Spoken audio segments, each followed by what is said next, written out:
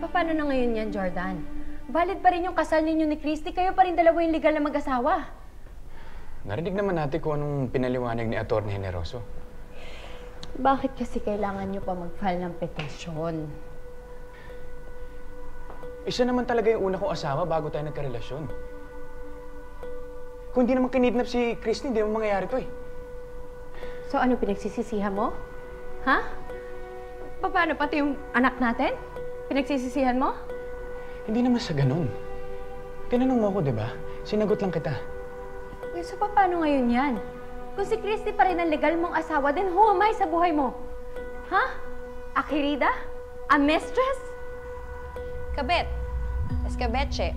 Other woman. Kalunya. Ano mo ikaw? Sumasabat ka pa. Actually, kanina ko pa gustong sumingit eh. Kasi girl, parang mali yung tanong mo eh. Ah, talaga? So anong alam mo? Bilang isang kabet din ako noon, you have other things to worry about. Dahil kung sina Jordan at Christy ang legal na mag-asawa, lahat ng pupunta nyo sa future, pwedeng makihati si Christy doon. Dahil sa batas, that's still considered as conjugal property. Oh my God, so paano yung future ni Jordan Jr.? Huwag nga muna kayo mag-overact, please. Wait, Hindi ganun si Christy, ah. there's more. Hindi pa ako tapos. Dahil napatunayan sa korte na si Christy pa rin ang legal na asawa, pwede niya kayong kasuhan ng concubinage dahil binabahay mo si Shira at may anak kayo. Leslie, let's not go that far. Jordan, hindi mo alam ang tumatakbo ngayon sa isip ni Christy. Paano kung gusto niya akong gantihan? Pwede niyang sirain tong pamilyang to anytime. Shira naman. Eh, di ba wag ka muna mag-isip ng kung ano-ano? Masisisi mo ba ako? Alam mo kung anong dapat tanong? Kung anong pwede mong gawin para protektahan ako. Kami ng anak mo.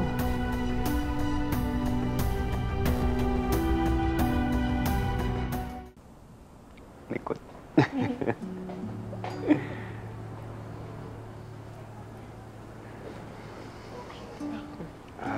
Christy, yung anak nila Jordan, bininyagan na. Si Jeremy kaya, kailan mo plano? Siguro sa susunod na buwan na lang pag-uwi na ni Mama galing Cebu. Ano kasi, aalis pa yun ngayong linggo. Eh, hindi naman pwedeng wala siya sa binyag. Hey, Chrissy, tutulong po kami sa preparation kung pwede po. Oo naman. Parte na rin kayo ng pamilya, ha? Mami, Na, sino daddy po ba? Pupunta din? oo naman. Bakit hindi? Baka po kasi magalit na naman si Mami Shaira. Kasi po, sabi ni Lola na hindi daw po nagustuhan ni Mami Shaira yung sinabi ni attorney. Ay, Tori, ano bang sinabi ni attorney? Na sina Mami at Daddy pa rin po ang mag-asawa. Ganun ba? May visa pa pala yung kasal ni Jordan. Oh, kailan lang din ibinaba ng korte yung desisyon.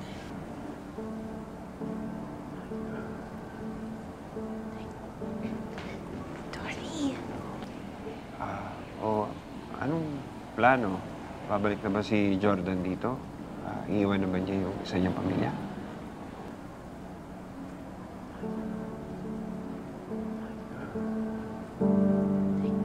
Hindi ko alam eh.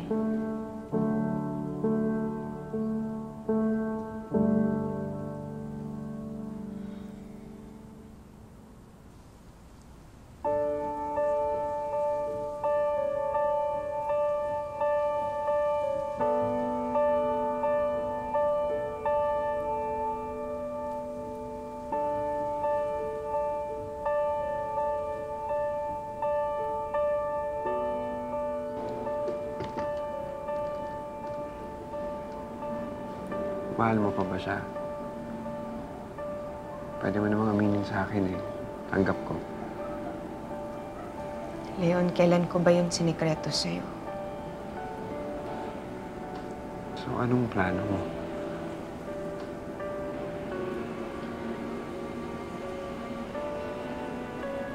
Kung ako yung masusunod,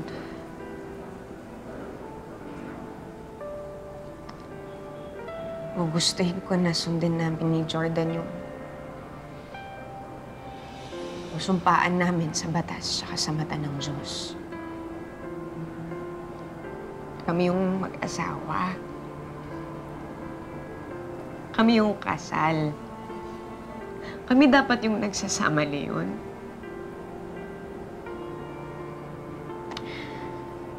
Pero wala na sa kamay ko lahat ng yun eh.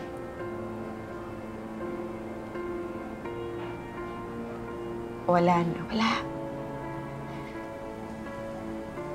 Kaya kailangan si Jordan naman ang magdesisyon sa pagkakataong to.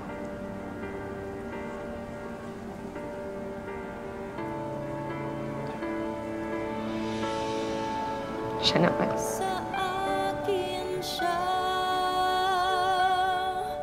oo, sa akin siya, sa akin ang puso niya, kami ay hayaan na. Han, bibisita tayo. Tara po. Oh. James. Oo ah. Padalo ko ata. Ano meron? Actually, tinawagan ako ni Shaira. May gusto daw kayong i-discuss. Ano yung di-discuss natin? The only way para ma-proteksyonan ng baby natin. Shaira wants you to apply for an annulment para mapawalang bisa ang kasal niyo ni Christy.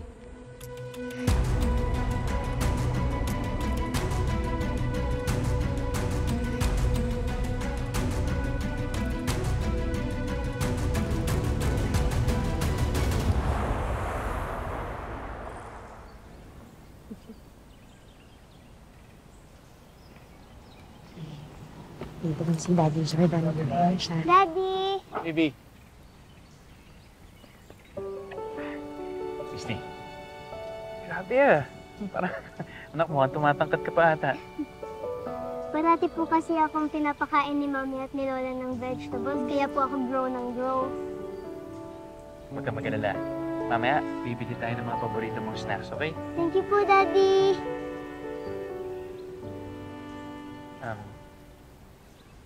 Ikaw, Christy, gusto mong dumamo na sa bahay?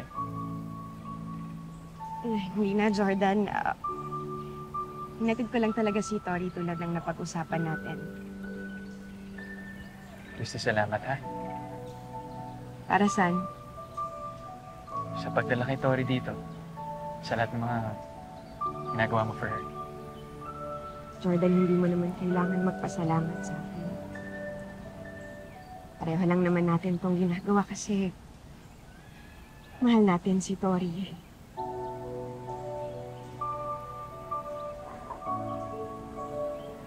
Christy. Sige, mauna na ako, Jordan. Ha? Balik na lang, sunduin ko na lang siya. Anak, una na ako, ha? Sige po, Mami. Yeah? Mag-ingat ka. If you need anything, just text me or call me through Daddy, ha? Jordan? Mami Christy! Sai! Saktong-sakto yung dating mo. Bakit? Hindi pa sa'yo nasasabi ni Jordan?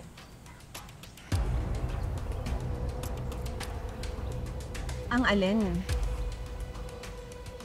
Bakit hindi mo pa din i-discuss kay Christy? Christy, excuse me lang. Siya. Bakit ayaw mo pa sabihin kay Christy? Is, huwag muna dito. Huwag sa harapan ng anak. Naiintindihan ko na inaalala mo si Tori. Pero sana isipin mo rin yung anak natin. Kailangan niya din ng respeto mo. Kung hindi mo kayang sabihin sa kanya, ako na magsasabi. Hmm? Christy, may dapat kang malaman. Jordan, ano ba yun? Ano bang sasabihin mo? Nag-file na si Jordan ng annulment para ma-dissolve ang marriage ninyo. Kumausap na rin siya ng lawyer para i-file ang case.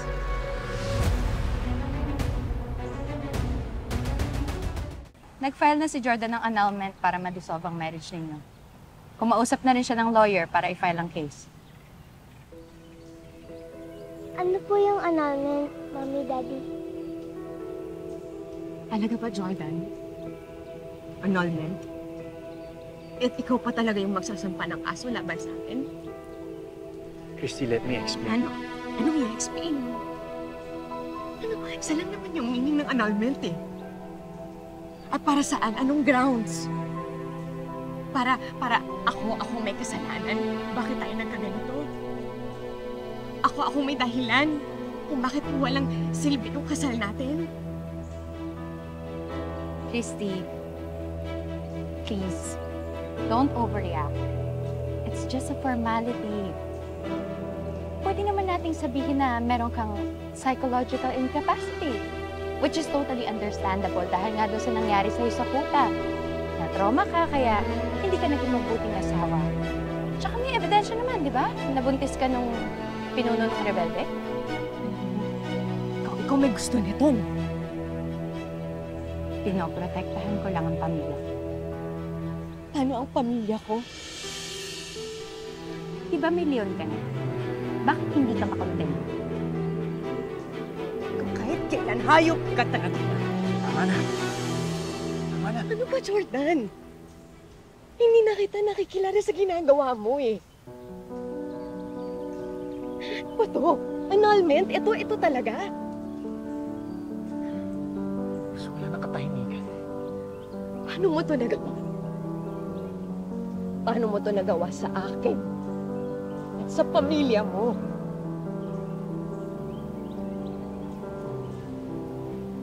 I'm sorry. I'm sorry. Yan lang talaga ang solusyon mo. Annulment.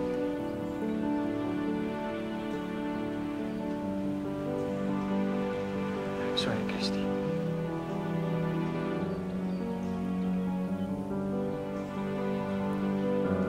Anak. Mauna na si Mommy, okay? Balik na lang ako bukas. Ha? Po, Mommy. Ano okay po? Yeah, I'm fine. Don't worry. Don't worry. I love you.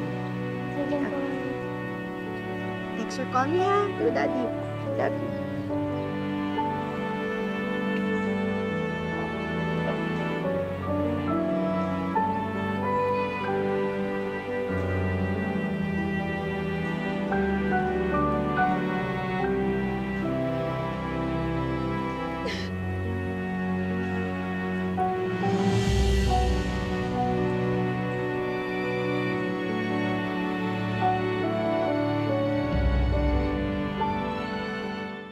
Kaz, makinig ka sa akin.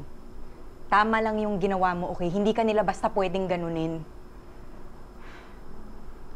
Kinausap ko na ang lawyer. May laban itong kasong ito. Ma, para saan pa? Anong para saan pa, Christy? Ha? Gusto nilang kaladkarin ang pangalan mo sa kahihiyan. Yun ang gusto nila. Papalabasin nila? Papalabasin nila na hindi ka mabuting asawa o kaya isa kang baliw para makuha nila yung annulment na yan. Ma, ayoko nang lumaban. So? Bakit ba ako lalaban? Mas lalo lang magiging marumi yung proseso, mas lalong tatagal, at mas magiging masakit para sa akin at kay Tori. Susuko ka na lang, ganon? Susuko ka na lang. Kaya nga, papayag ka ba? After everything you've been through with Jordan, lahat yon, you throw that away. You let them do that to you? May halaga pa ba kay Jordan lahat ng yun? Kasi parang sa ngayon ako na lang po yung kumakapit sa mga alaalang yun eh. Kung ganon, tayo ang magdidemanda. Total, kayo ni Jordan ang tunay na mag-asawa. Yung kasal nila, walang bisa yun. Tingnan ko lang kung hindi sila makulong. Ma, hindi makakaganda yun para kay Tori kung sarili niyang tatay ipapakulong ko. Eh, yung ginagawa nila, nakakaganda ba kay Tori yun? Ha? Sagutin mo nga ako? Mag-isip ka nga, Christy? Ano magagawa niyo sa apo ko? Oh. Ma, kaya nga ayoko na pong lumaban. Gusto ko na lang ng tahimik. Ayoko na kasi pag lumaban ba ako, is it worth it? Ha? Pag lumaban ba ako, may halaga pa ba yun kay Jordan kahit ayaw niya na? Ma, ayoko na. Gusto ko na lang tahimik na lang. Matapos na tong lahat. Kasi baka hanggang dito na lang talaga kami. Kailangan ko na lang tanggapin. Lang, ma.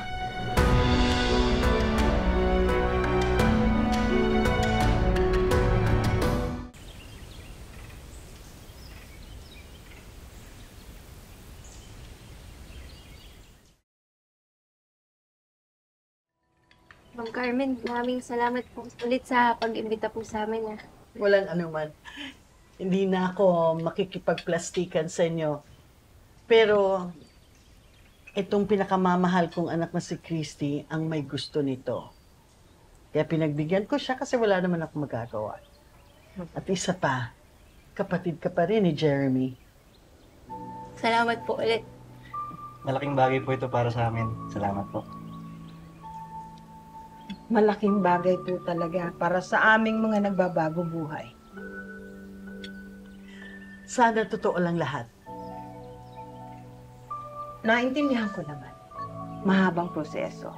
Pero papatunayan din namin yan sa inyo. Of course. Basta magrespetuhan na lang tayo, yun lang ang pinakamahalaga sa lahat. Sige, kain. Salamat po.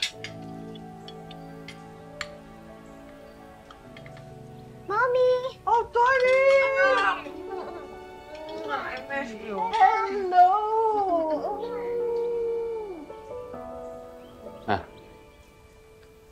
Meron kang fruit salad na ginawa ko. Halika, favorite mo yan. Yay!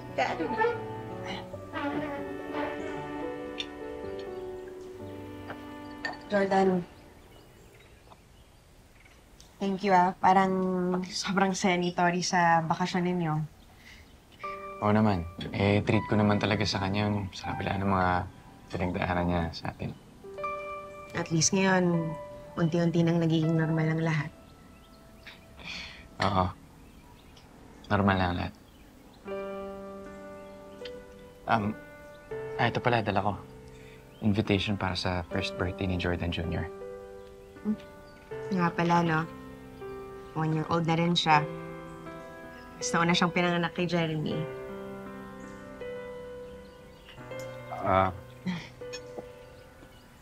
Pare, tara, kain tayo. Samahan mo kami. May handaan ah. Anong question yan? Ay, hindi, wala. Naisipan lang ni Mama na magluto. Kain tayo? Kain na. Sino nga ulit sila? Mga kasama ko, pamilya ko. Si Billy, anak ko, si Kuago, saka si Kausa. Mga dati din silang kalasag na nagbabagong buhay natin. Okay ka lang ba dito? Jordan, huwag kang mag-alala. Kilala ko sila. Saka matagal naman din silang nakasama ni Christy sa kuta. Kaya pamilya na din naman sila. Diba? Pero mag-ingat ka pa rin, ha? Magpapanggap ako na hindi ko narinig yun. Alang-alang kay Christy at sa anak namin. Pero kung may gusto kong sabihin sa akin, pwede naman tayo mag-usap. Yung dalawa lang. Alam niyo, tama na to. Baka kung saan pa mapunta eh. Kain na lang tayo, Jordan. Jordan, kain. Makukunin na rin ako, ha? Naghihintay na yung mag-ina ko.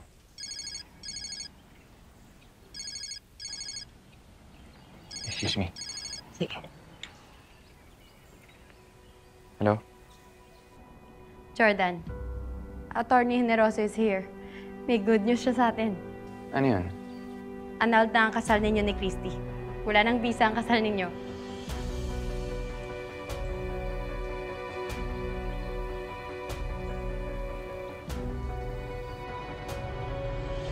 It's been months since nag-file kayo ni Jordan ng petition to annul your marriage. Sa totoo lang, ang akala ko noong una, malabo mag-grant. Kasi naman, nag-file kayo ng petition to validate your marriage. Tapos ilang buwan lang, binawi by filing for an annulment. Medyo, it's a tough case to prove. Cynical na nga ang judge. Pero eventually, nakapaglabas din siya ng desisyon. Totoong annulled na ang kasal niyo, Christy. wala ng bisa ang kasal. Ibig sabihin, your marriage with Jordan never existed.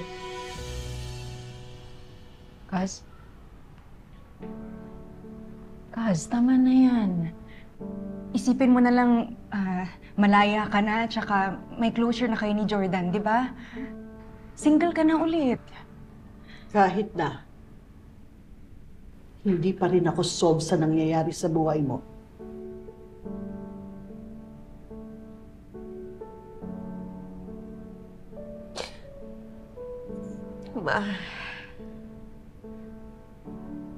Wala na tayong magagawa. Wala, kasi wala kang ginawa. Hindi ka lumaban. Hinayaan mo lang sila na makuha ko anong gusto nila. How can you say, Christy, na walang bisa ang kasal niyo ni Jordan? After all that you have gone through. Ano to? Ganun na lang? Para makalaya sila, gagamitin niyo ang batas for your convenience. Ngayon, sino ang nagsasuffer? Sino ang victim? Hindi ba si Tori? Hindi ba ang anak ninyo?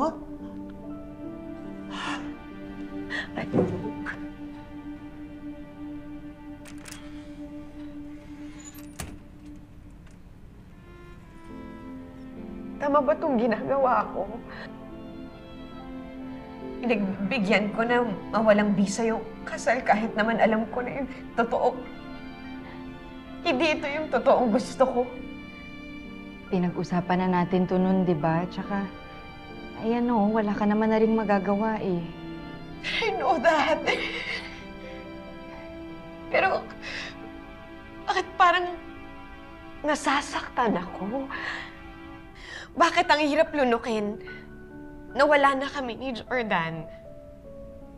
Na hindi nangyaring kasal namin, hindi naging totoo yun?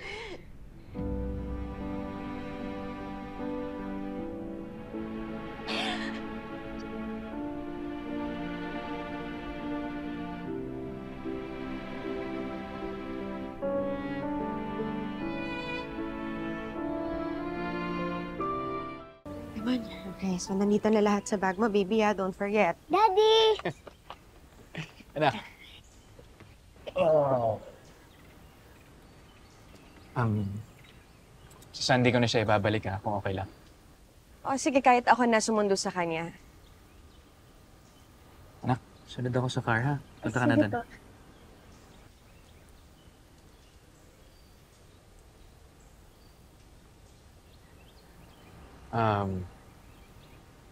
Wala si Leon? Bakit mo naman hinahanap si Leon? Yun naman yung nakatira dito. Jordan, ini-expect mo ba na porke wala nang bisa yung kasal natin, tatakbo na ako sa ibang lalaki? Christy. Jordan, hindi ako ganun. Tatay ni Baby Jeremy si Leon. Yun lang siya sa buhay ko. Hindi para ipagpalit ka kagad. Christy. Paano tayo humantong sa ganito, Jordan?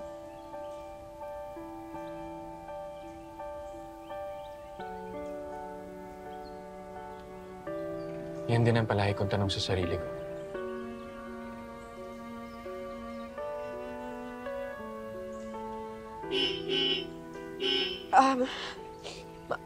Mauna ka na. Sige na.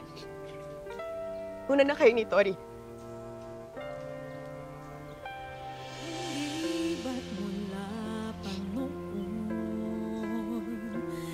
Sige na, Bye, Mami. I love you na. Ingat kayo. Bye po. Careful, careful.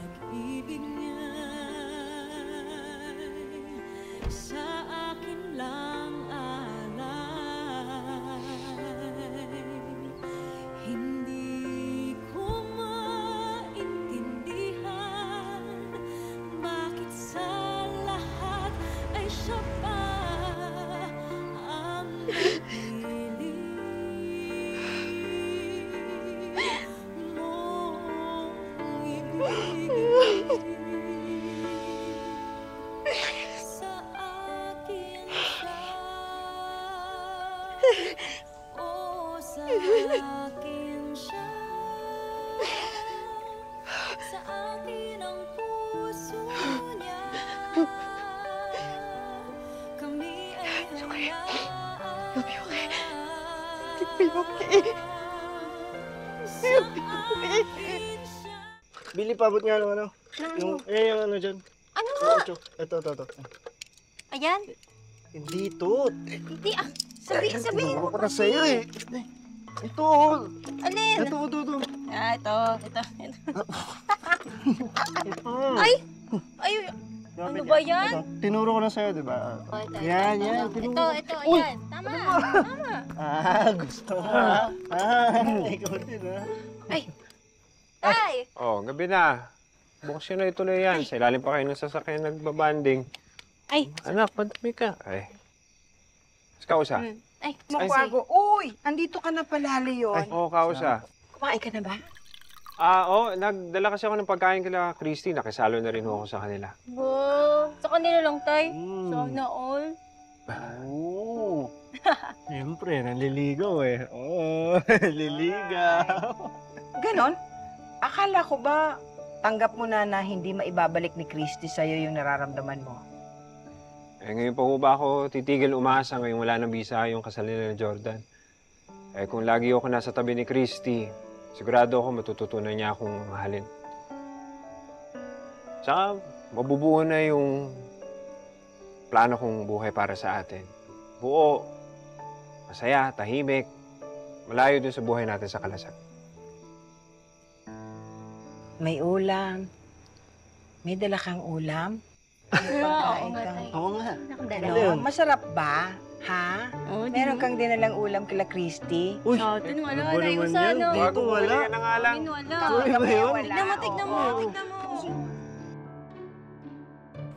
Buti pa kayong dalawa nakakalabas po. Tsaka ako nabubulok na dito eh. Oo na, putak ka na naman ng putak eh. Basta maganda ka sa susunod na linggo, magkikita na tayo. Sigurado na yan ah. Siguraduhin mo darating ka sa oras ako, di iwan ka namin. Loko, baka mauna pa ako sa'yo.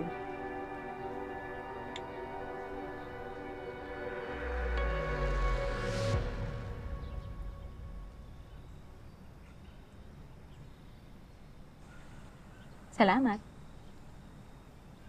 Ang tagal mo naman eh. Ikaw naman. Pasensya ka na. Alam mo naman si Nanay, medyo maraming kumpong. Alam mo, mamago na naman kasi.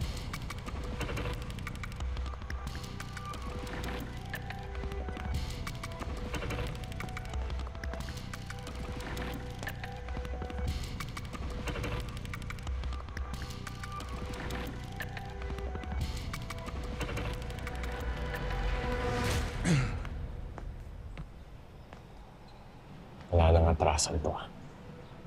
Siguraduhin mo hindi ka titiklop pag nakarap ko sa iyo. Ako mismo ang titira sa kanya, Alakdan. Pagbabayarin ko siya sa pagkamatay ni Buhaya. Masyadong madali ang parusa mo. Dapat mawala muna ang lahat ng yun. Si Christy at ang anak nila ang titirahin natin bago natin siya papatayin.